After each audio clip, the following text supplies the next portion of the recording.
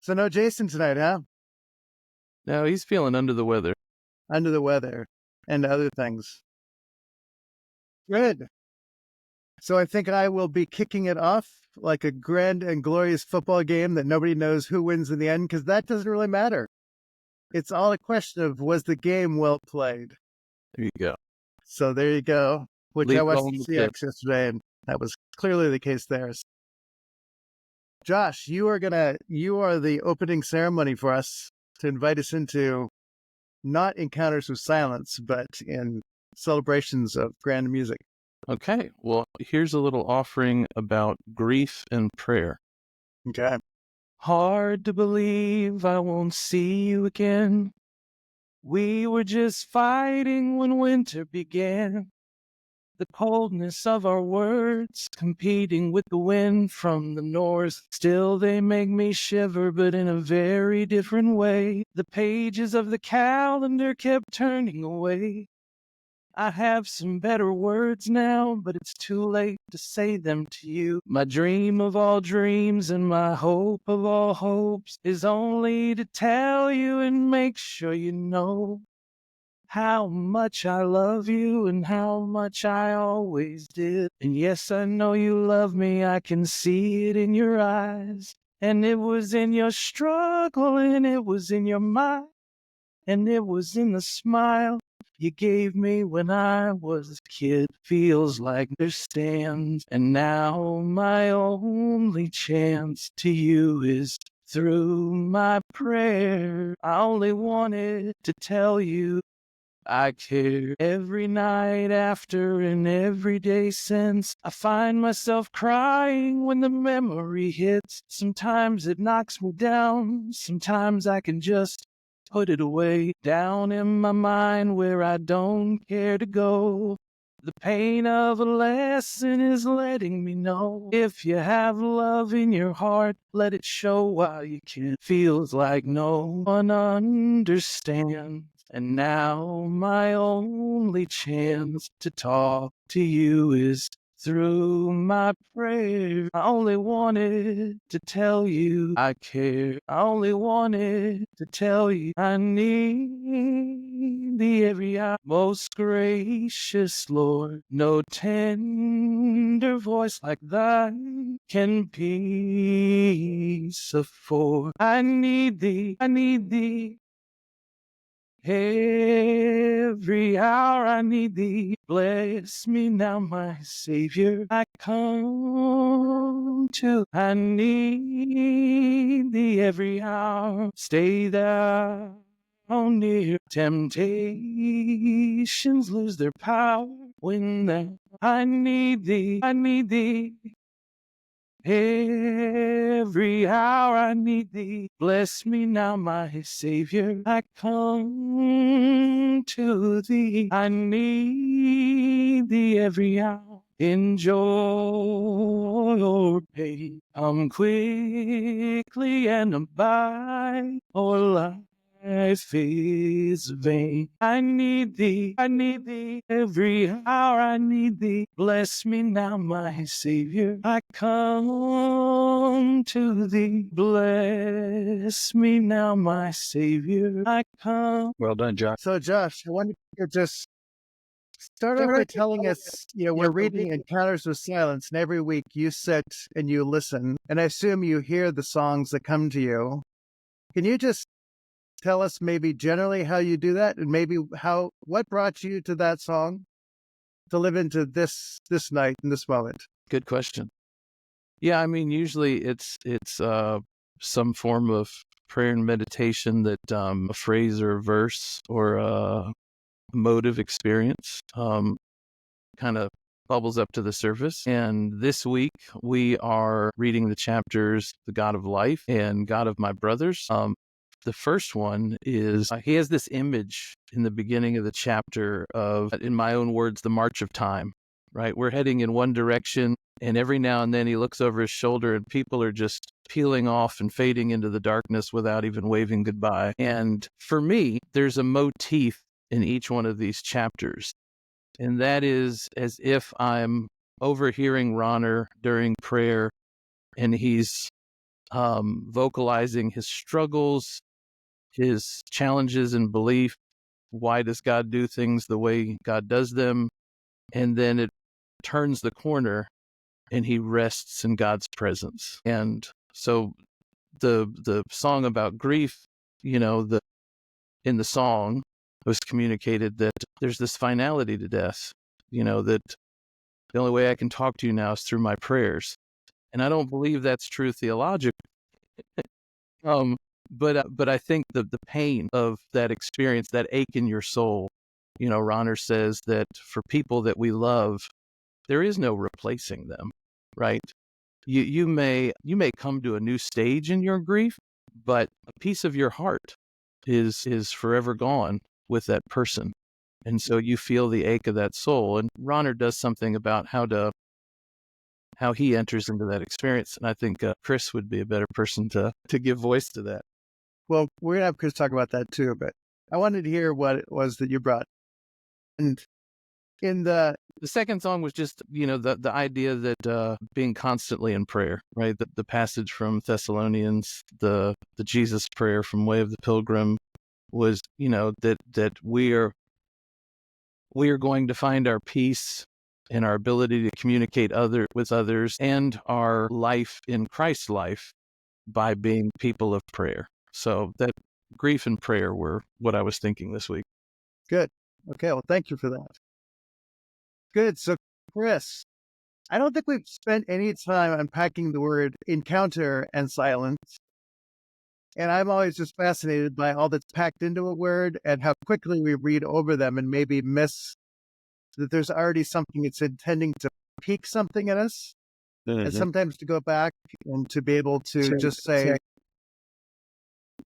now the word encounter is speaking, and now the word silence is speaking. Just what is it that you hear about the words encounter and silence, the title of this book, that has invited you into something that shouldn't be passed by too quickly? Yeah, I think I mentioned this the first week. There's something to me in the plural, encounters. I'm getting a feedback again. I don't know if anyone else is hearing that, but I'm hearing a echo. Any of you? I'm not. I heard some, but I'll keep going. Maybe it'll work. It kind of stayed with me all last week. Yeah, I'm still hearing it. Let's make sure we'll have an echo cancellation on it since we don't have Jason here to sort us out. Mine is on. Yeah, mine's on too. Okay, well, I will push ahead.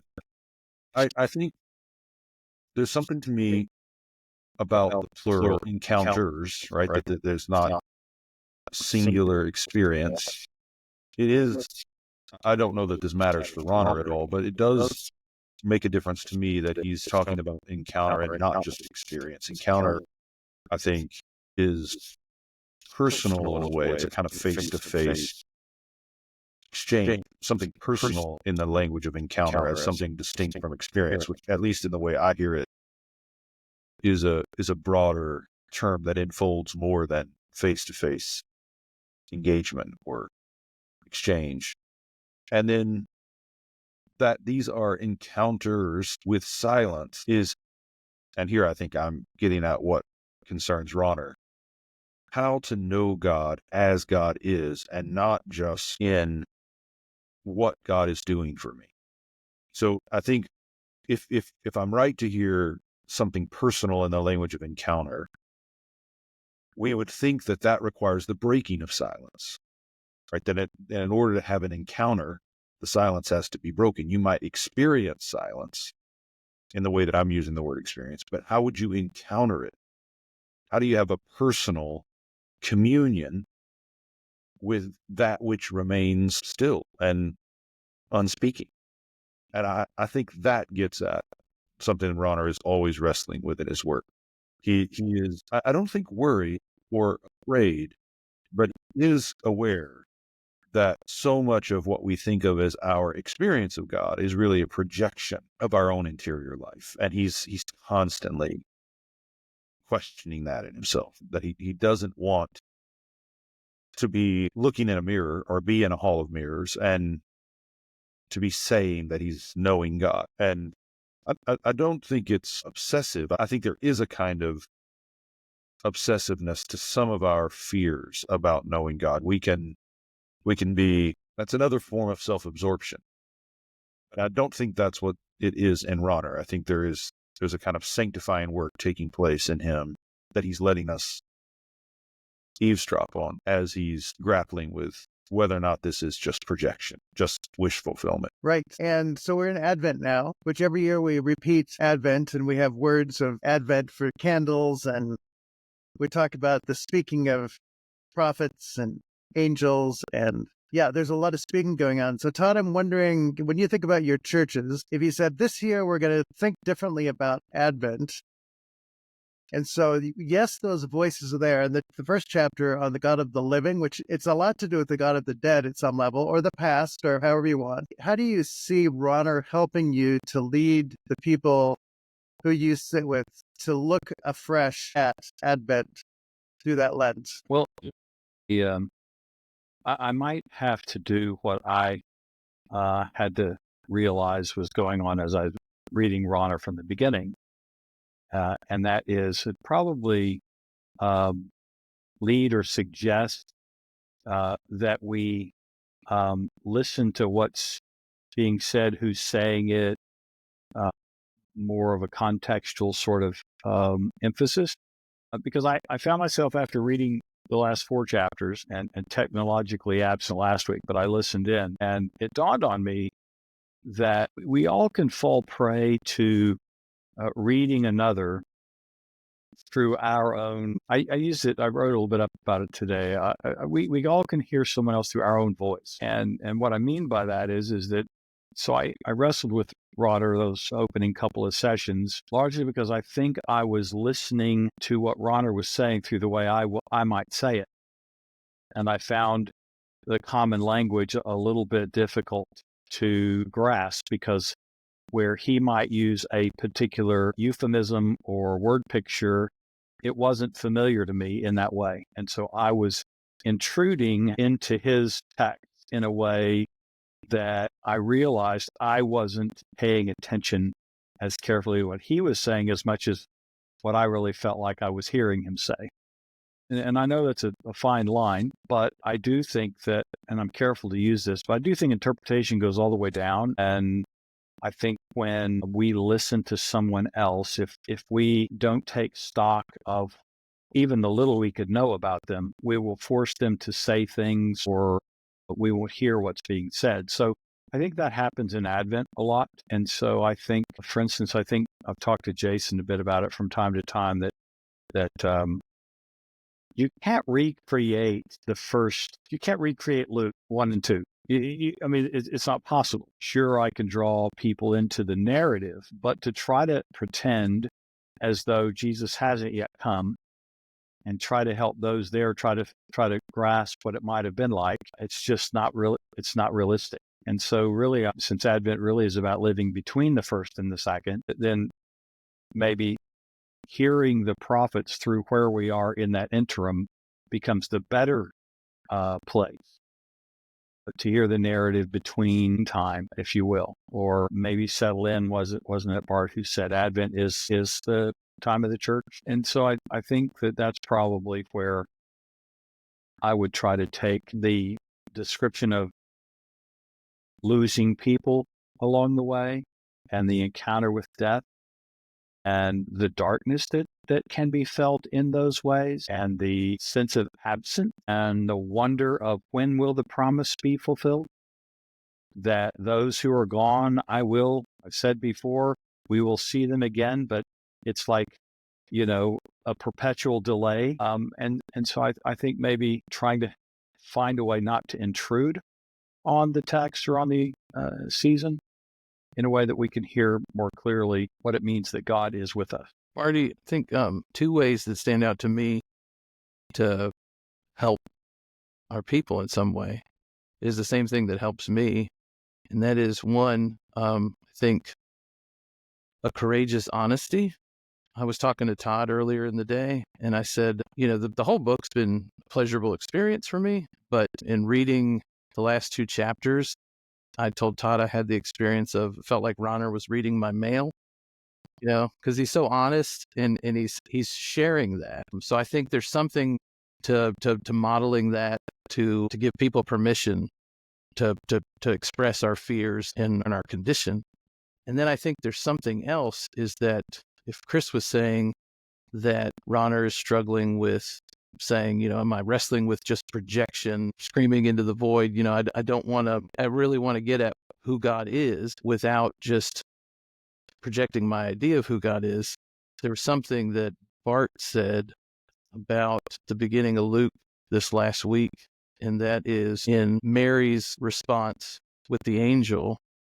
Her question is, how can this be? I'm a virgin. How am I supposed to conceive and have a child? And there's no answer given. The answer given is that the Holy Spirit will overshadow you and will make this come to be. And Bart goes on to say, we don't have to seek God anywhere else but in what he tells us. There's something, and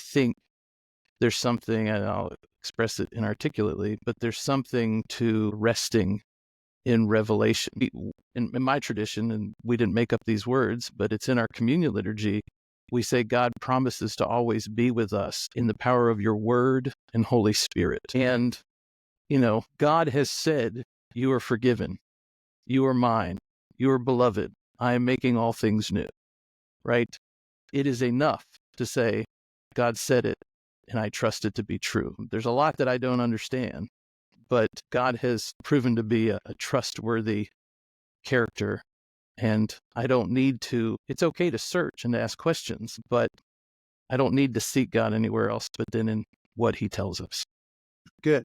Thank you. And Chris, that was, for me, as Bart's telling, this is the antithesis. For me, it was a very unsettling, because Bart in 2 words is God speaks, and this one is God is silent. And so to sit with the wrestling of that, and Josh, I think you gave some of the good places that we sit, but Chris, how do you hear sitting between those, where you don't have to choose between God speaks and God is silent, but that you need both of them to get something? Can you just unpack what that feels like and where it takes us? Yeah, I think it runs in a lot of different directions. I think too, so much of what where the silence, well, maybe one way to put it like this: Ronner recognizes, this is informed, of course, by all kinds of voices in the Christian tradition. I'm thinking, for instance, of Dionysius, who will say, that God is hidden, especially in his revelation. It's not that God is hidden until he reveals himself. It's that God is hidden precisely in the revelation of himself. So Ronner, of course, is familiar with all of that, but he's not simply talking about it theoretically or academically. He's praying it, right? He's experiencing it, encountering it. And I think what Ronner is finding is that there is in him a kind of chattering, a kind of nonstop talking that really is empty. And there's a kind of silence in God that is full. So that God's word doesn't simply arise out of silence and carry us into it, but is itself so full that it is also a kind of listening. I don't remember what week it was, but we talked about the ways in which God can listen us toward healing. That God can listen to us in ways that are creative, so that he can hear us out. I remember us discussing that. So I think some of it is, Ronner finds that if you attend to the silence of God, it is filled with meaning. And if you attend to the word of God, it will silence you. It will bring you to a place in which you realize you have been noisy. And a lot of what you thought this must have meant was just projection.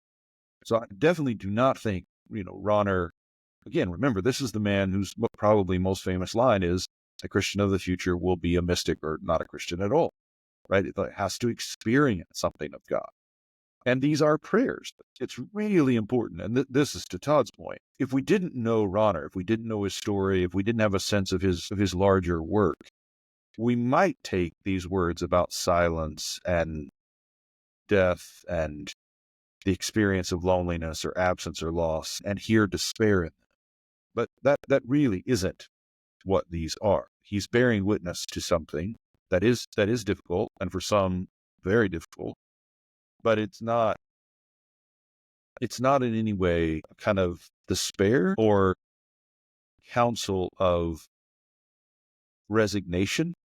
Like, he's drawing closer to God, not kind of withdrawing.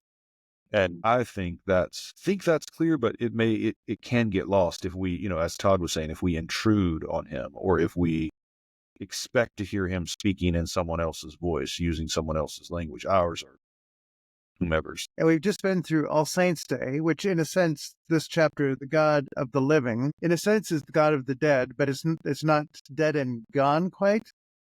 And so it was a little interesting to hear, and I never quite finally heard, in a sense, but I kept wondering about our Orthodox brothers. One of the people I did my doctoral work on is John Zazoulis. And so the whole nature of presence in absence, which I was going, there's an absence here. He seemed to be not inviting the presence through the absence, though, in the first essay of this chapter. And so I was just thinking, how would Ronner sit with an Eastern Orthodox theologian and walk through and help them to hear that maybe iconography helps here, and it's a deeper hearing iconography, or he's saying something different? How would you engage with that? Yeah, good question. I think another important point here is, so these are far from Ronner's only thoughts. I think probably what we would have to do is ask a question about this particular prayer, and then a separate question about what Ronner might think, because I think he has a lot more thoughts than come through about the communion of saints and the experience of those who've gone on than comes through in this particular prayer. I think the theme of this prayer is about how to live with the dead. That's the theme.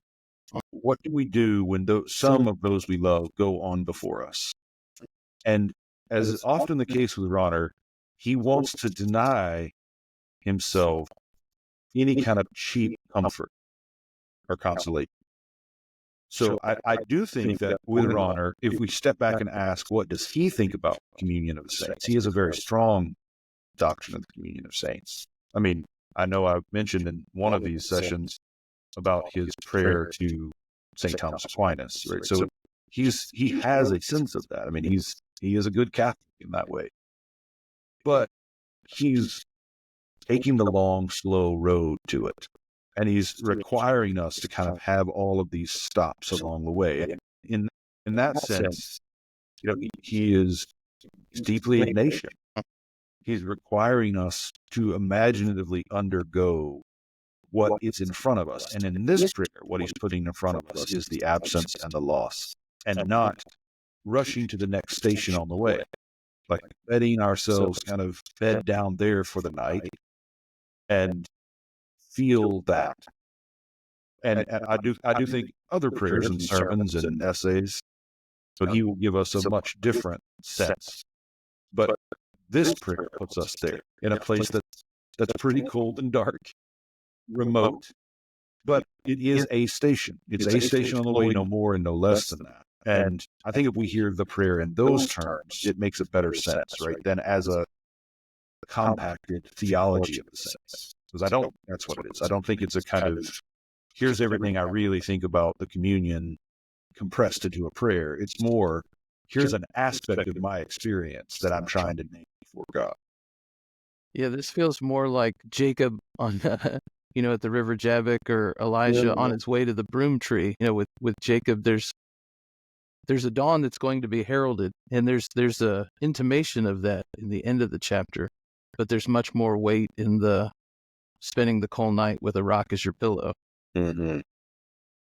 Just to further that, the end of the chapter has a prayer, which sometimes we just note that. And I was just wondering how, in light of what you just said, on page 59 there's a, quotes, "O Lord, grant unto him." Can you see that there? I just wondered, did that bring a sense of this in light of what you just said about that place that we are brought to and that you were brought to in this specific chapter? Prayer, O Lord, grant unto him whom we love in your love now as never before. Grant unto him after his life's struggle your eternal rest, and let your perpetual light shine also upon him as it does upon us. And I recall from the reading that, I didn't do just now, that is his understanding of the saints who have gone beyond praying for him, right? Because they rest in God's love and God's light, and he is the dead one. Yeah, that's They're what the he's living. He's the dead one. So his hope is that they are praying that prayer, may he come and join us. Yeah. Just to underscore that point for those, I'm sure you picked up on it, but if you look at the previous chapters, the very last paragraph is a prayer, right? That he's speaking to the Lord. Notice in this chapter, the very last word is a word to his soul. He speaks to himself. Consolation. And he's consoling himself with, they are praying for me. Yeah. And Which is interesting. Bill, go ahead, Todd. Which is interesting because in the middle of 58, he leads us or hints that that's where he's going. Silent God, God of the silent dead, living God of the living, who call to me through silence, O God of those who are silently summoning me to enter into your life. So that cloud of witnesses is praying for him, is pressing him, is calling, is summoning him into that life that he's longing for, and the one he's longing to be with and to know with him. Mm-hmm. And that's exactly right, Todd. And that notion of I am the dead one. There's a wonderful section in Bonhoeffer where he's teaching seminary students about preaching funerals and what to say and what not to say. And that'd be a wonderful discussion on its own terms. But one of the things he says to them is never at a Christian funeral, you never preach in ways that suggest that the dead are cut off from us, because in fact, we're the dead ones. They're the living ones. They have entered into their rest. They've entered into the joy of the Lord. So, at a funeral, the notes need to be, you can take death seriously and you can take your loss seriously, but they have not lost, right? And I think that kind of reversal, we're the dead ones, they're the living, right, is really, really important. It's not just a ploy. I think this is what resurrection requires us to believe, to confess. For people who aren't reading along with us, but maybe listening in on the conversation, Ronner calls God the God of the living in this chapter, as opposed to the God of the dead. And what first falls on my ears is Jesus in the Gospels, when they're interrogating him about the woman with the levirate marriage and saying, whose husband will she be in the life to come? And he says, you don't understand the scriptures. He says, I'm the God of the living, not the God of the dead. So Abraham and Isaac and Jacob, they may have been born, 1,500 years, 2,000 years before this moment, but they're alive in God. They're not dead. And then Ronner's struggling with, but if they're alive, why can't I hear them? There seems to be no connection. And he says this poignant phrase. He says, their silence is only an echo of your silence, God. Because in this chapter and in the next, without getting ahead of myself, there's so much that Ronner's struggling with in his own sense of vocation that it seems like I'm drawn to God. I've bought in. I'm a person of faith. And yet the moment that I do that, it seems like you're pushing me away. Go feed my sheep. Go love my people. Be a person of prayer. And it seems like, but we were just getting ready to talk with one another. We were, I want to know more. And it seems like there's silence. So he's struggling with the silence of God and the silence of the dead. And there's a kind of an invitation that isn't there. It's a place to sit. The image earlier of the place to sit on the journey. Places to sit create openings, even in their sittingness. And this sense that you get surprised reading the God of the living, that it's going to be like, okay, now he's talking about us. And it's like, all of a sudden, it's like, well, not really. Not up front. And so he's going to take us to this new kind of place. And it is a place of listening to silence. It really lives within that sense of the encounter. And there is that sense in which silence often makes us uncomfortable. And at some level, he wants us to feel uncomfortable here, which is to say the opposite of feeling uncomfortable is to feel too comfortable and to miss what you're supposed to get.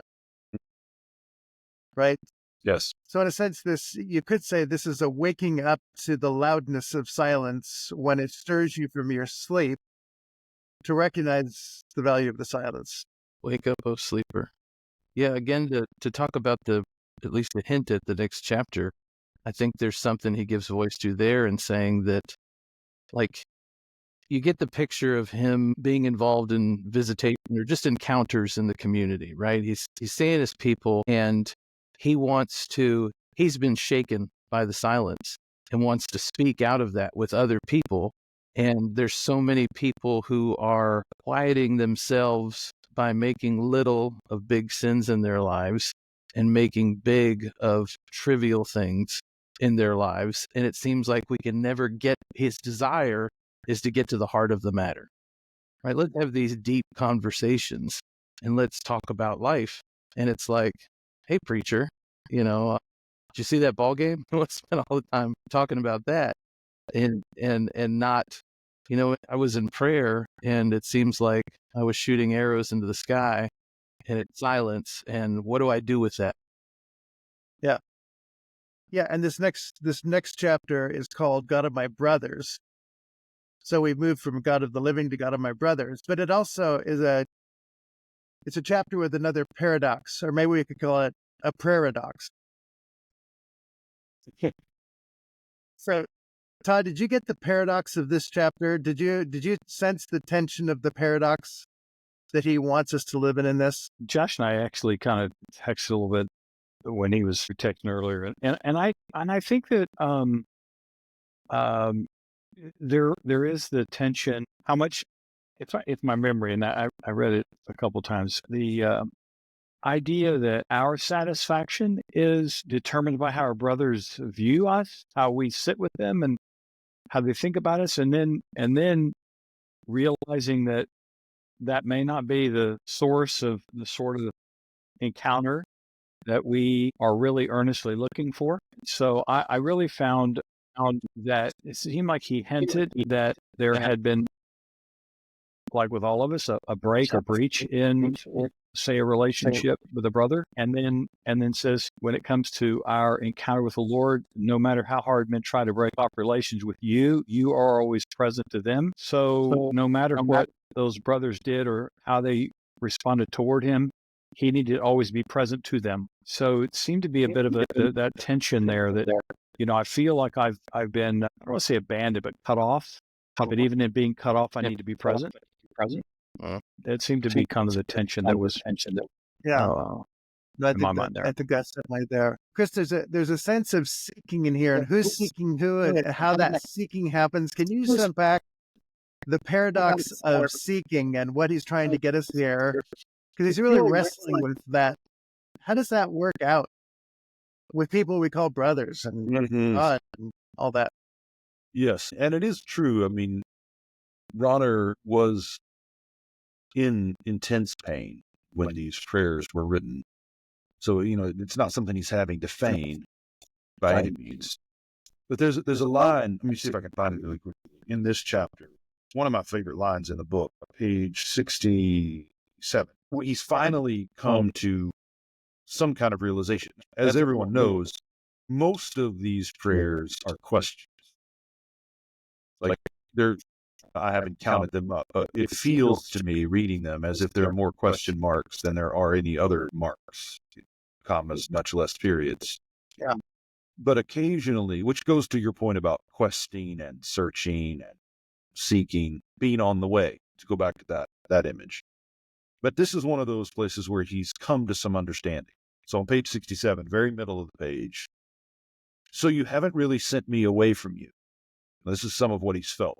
That, I want to be with you, God, but you send me to my brothers. And they won't let me be with them. And so I'm caught I'm in the hallway between your room and theirs. And you've kicked me out of your room and they won't invite me in. So I'm out here in the hallway. Another thing I love from this chapter is where he says, maybe I'm just the errand boy that's meant to leave your message at the door. You want to be in their room. And I'm kind of imposing my own image here, but that sense of kind of being caught in the hallway between God's room and their room. I think that is something he's feeling deeply, right? And trying to make sense of, God, why did you put me out here in the hallway? Like, why am I in Fire in the Cloud? I talk about Simon Weil and Franz Rosenzweig and others who are, I say, believers who get caught in the alleyway between the synagogue and the church, which is a dangerous place to be, right? And the hallway that I'm talking about here is really lonely, like you want to be in that room with God, or at least in that room with your brothers, and you're kept from either for different reasons. But right in the middle of that, he has this realization: you haven't really sent me away.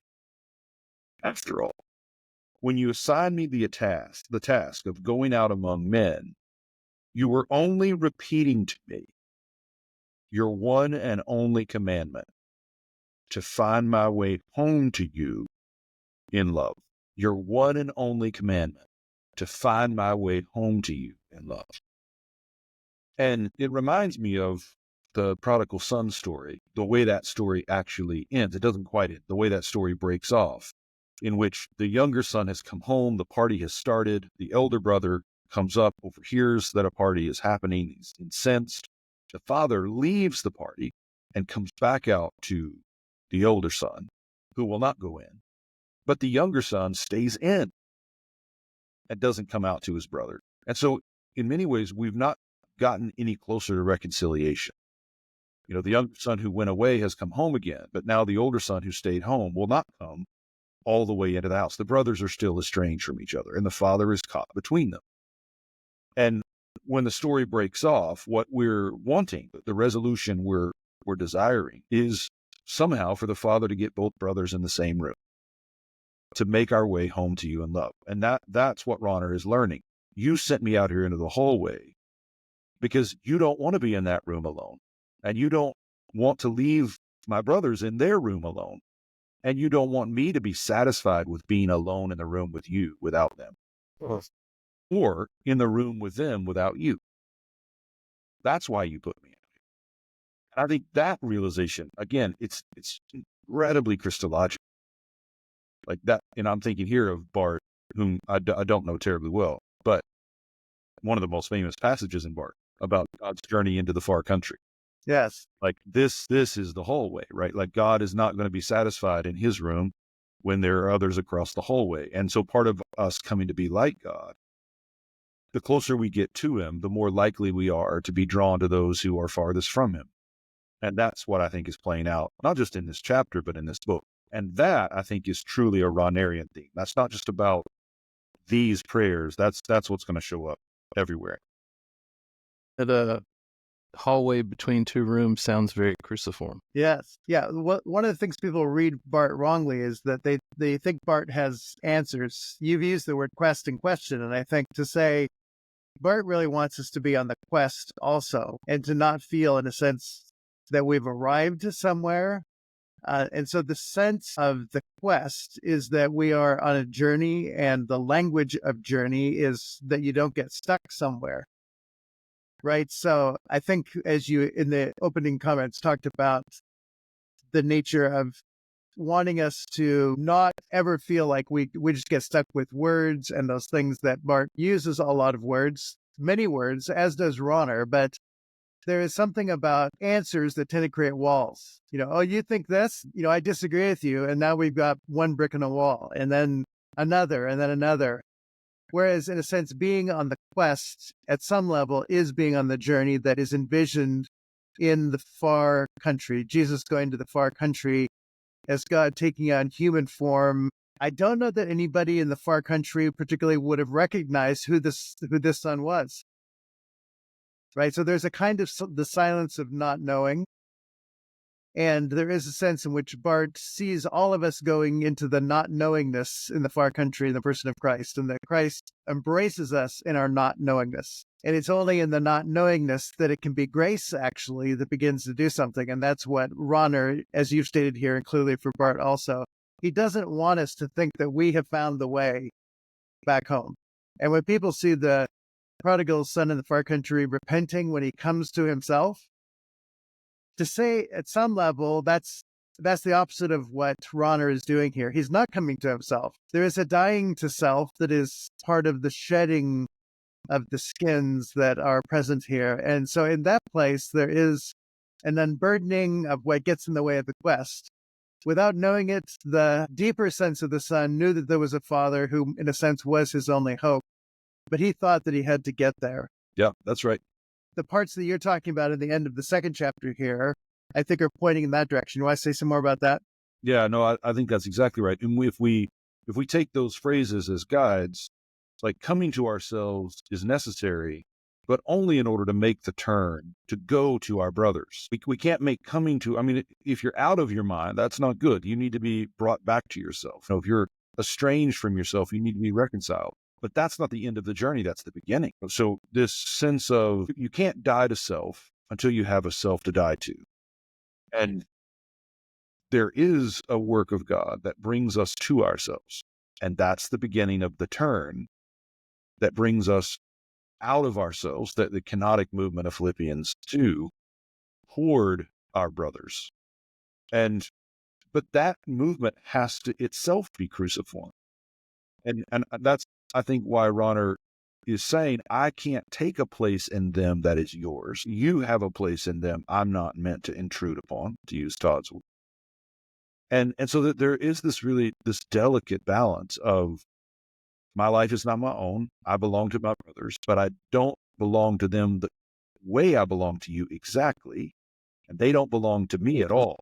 And like, we have to kind of say all of that with real care.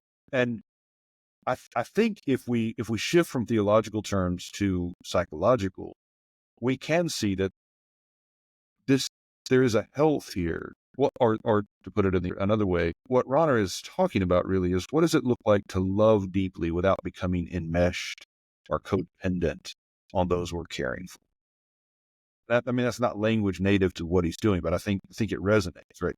Like, what does it mean to love cleanly without attachments, right? To pick up, I've been reading a lot of Meister Eckhart.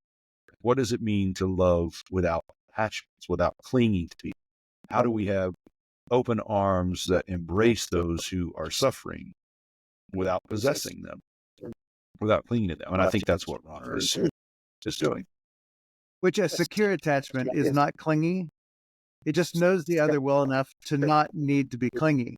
Yes. Or to push or anything like that. So, I mean, it's the rarest maybe form, I think.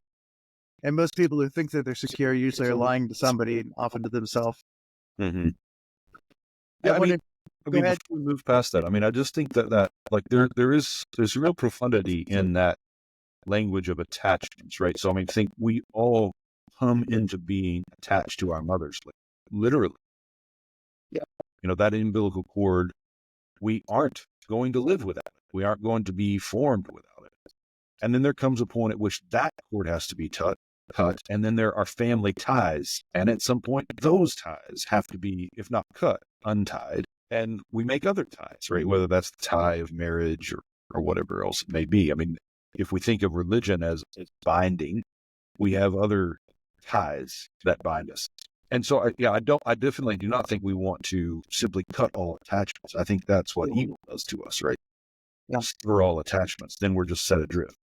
But I do think there are good and bad attachments that are for seasons of our lives. And in order to be a faithful priest or just a neighbor who isn't a monster to live with, you have to be able to love people cleanly.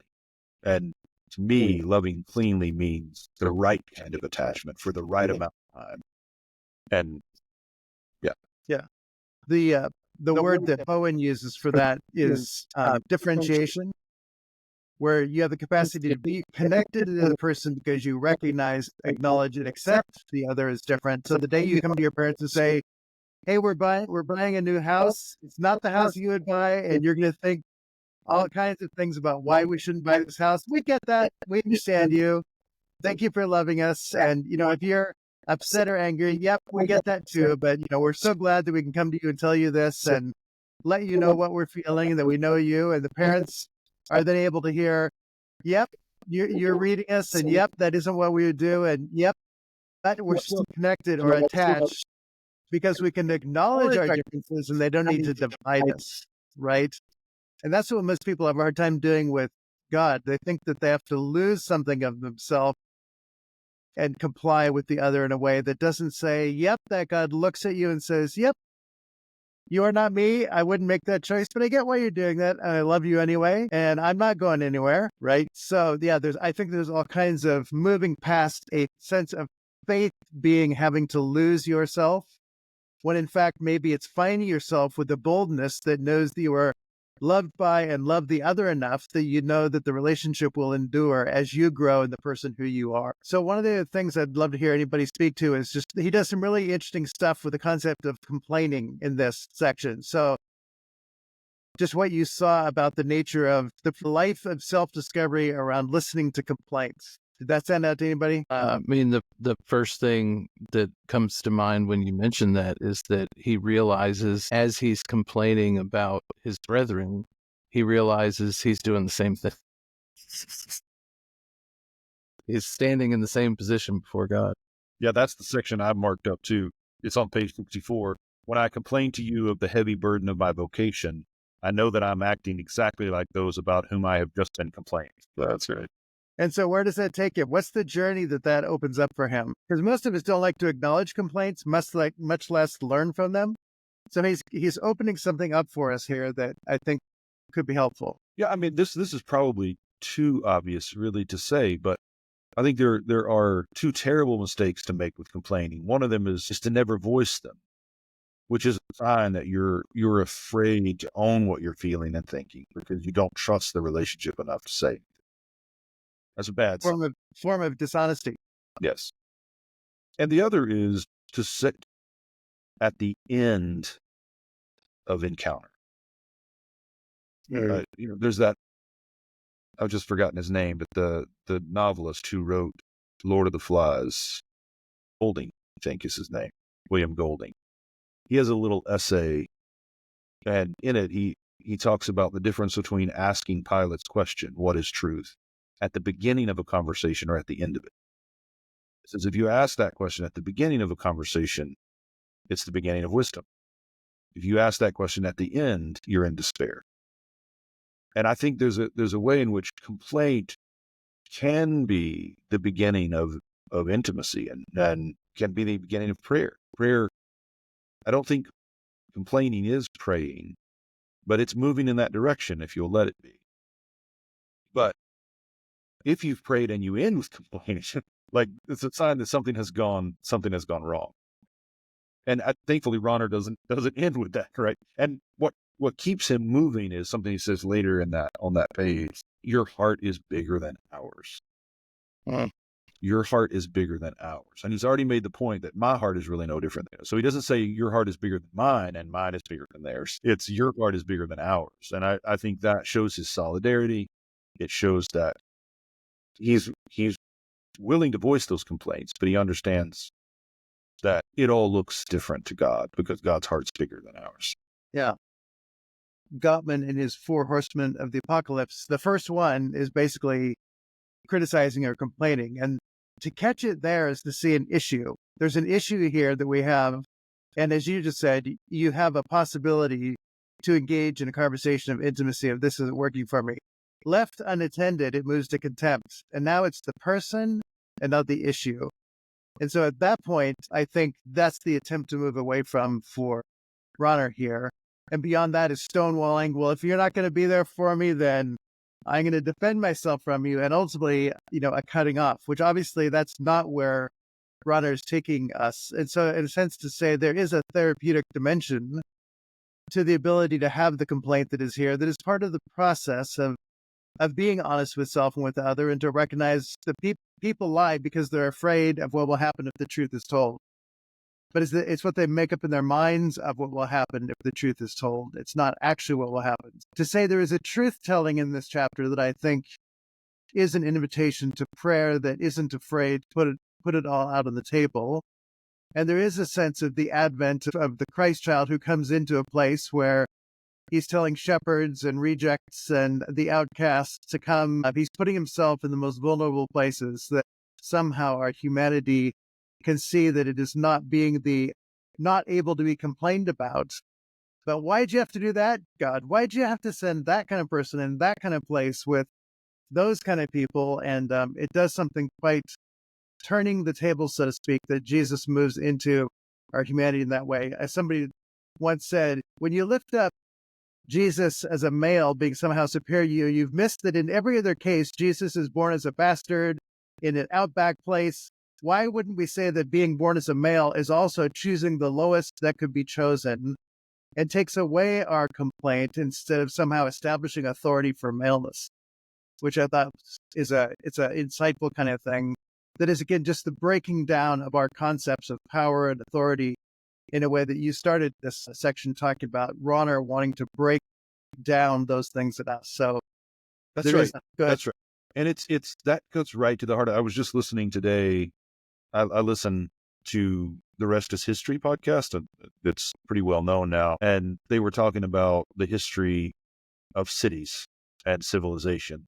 And they were talking about the oldest city thousands of years ago. So the first developed city, thousands of people living there, a city miles in width and breadth. And they were talking about how did it happen? Like, what led human beings to building the city? And it turns out that it had a lot to do with building temples and a shift in theology from a God who takes to a God who gives. And it was that shift to having the temple of a God who gives that attracted people to building across generations in the same place, and civilization begins to develop around that. And so what you see, and so they're kind of, the hosts are going back and forth on, is that a story of power, or is that a story of faith? Is that a story of religion and sacrality, or is that a story of real politics and the manipulation of the authorities? And of course it's both, because as far back as we can go, human civilization is right at its heart about that, about power and religion, about what we can control and how we answer to that which we can't control. And it seems to me one of the things that makes Ronner such a helpful companion on the journey is that he knows that. Like, he knows it deeply. He's lived it. He's lived into it, and can and does speak to it with that kind of insightfulness. Beautiful. Can I close this out with a funny story? There's one thing I want to do before I'll let you finish the funny story, but I want to have Todd just do one more thing before we get there.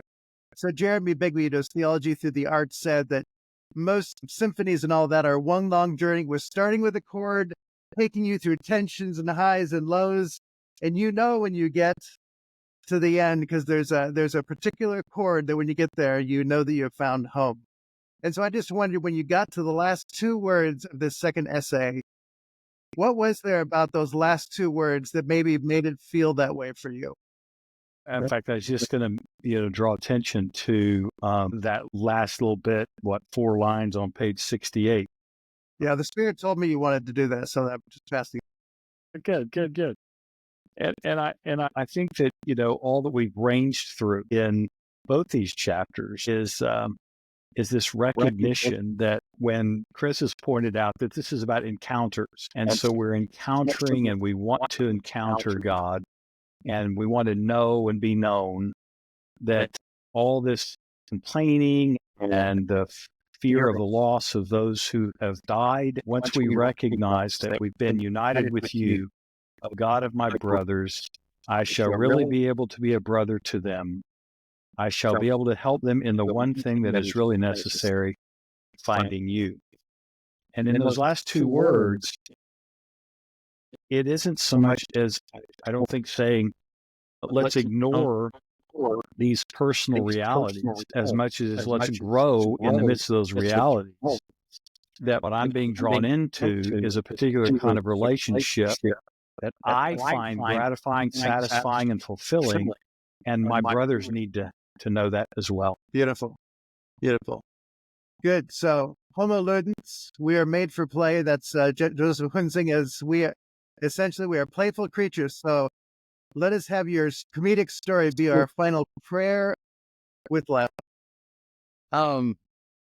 So you mentioned John Gottman and the 4 Horsemen of the Apocalypse. Yeah. And Chris was talking about cities and the politics and religion, things we control and things we can't control. And there was a link in there erupting in my brain. And then I don't know if you guys saw it. I think I mentioned this to Todd in a text thread we're part of, but there was a debate the other week. Rowan Williams and Elizabeth Oldfield are on one side, and they're representing faith. Forgive me, I can't remember. It's an English philosopher, an academic. I can't remember his name. And then Alex O'Connor, who's kind of made a name for himself as a YouTuber, having arguments about faith and reason and science and stuff like that. So there were supposed to be two atheists and two people of faith. It wasn't a contested debate, but it was just make an argument, persuade us. And before the debate even got started, one of the atheists, it was revealed that he's been going to church. He's not. He says during the debate that he's like, I'm not what you would call a doctrinaire. I don't fit into orthodox circles of what a Christian is, but I really like going to church. And so his partner is kind of like, well, thanks for carrying your weight on our team here. He goes on, and there's this very comedic moment. Alex O'Connor somebody says, well, what do you think the four horsemen of the apocalypse, the atheists, Richard Dawkins, Daniel Dennett, Christopher Hitchens, and Sam Harris? I said, what do you think Richard Dawkins would say about this? And Alex O'Connor, the atheist, says, well, funny thing, I was in London the other day, and I ran into Richard Dawkins on the street, and I said, fancy meeting you here. He's like, what are you up to? Dawkins is asking O'Connor. O'Connor says, I'm a bit ashamed to say it, but I've just come from Evensong. And Dawkins looks at him, smiles, and goes, I was there too. The things we can't control. What takes two atheists to Evensong? I don't know. Yes. There you go. Finding you.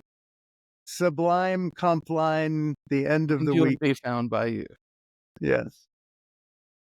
And in all the end of our journeys, we will arrive at the same place and find it for the first time. Yes. Well, thank you so much for this journey of conversation and questing and delving into the places where grief is not leaving us with a sad note, but the hope of the journey ahead, and the brothers and sisters who go with us and who with we go, whether they walk away or stay with us, we know the end is finding you. Amen. Thank you, Good to Marty. be with you, gentlemen. Thank you, Marty. Okay. Who's got And somebody's got the button to push, right? And I think we lost Chris. Chris went away as soon as we said that. But is Jason responsible for the recording, or did he give that to you? No, I think Jason did. Well, I can mute this and turn the camera off and walk away from it for a little while. Yeah, I'll do that. All right. Let's see if we can get a text to him. Good to be with you guys. And you too. Thank you, guys. So I never know.